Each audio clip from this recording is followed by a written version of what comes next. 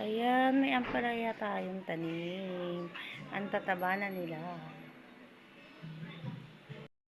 Ayan dyan, no? O, ayan, no?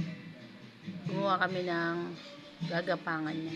Ayan, meron pa kaming talbos. Ayan yung talbos. At saka sibuyas na mura. Onion leeks. Ayan.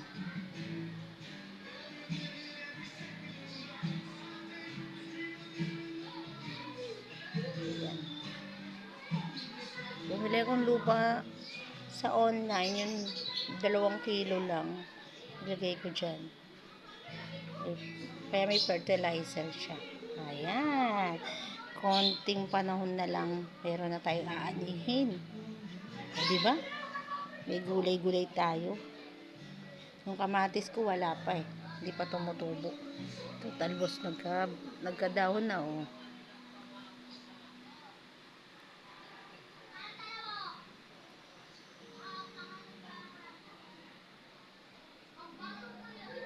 Ito, tuwa talaga.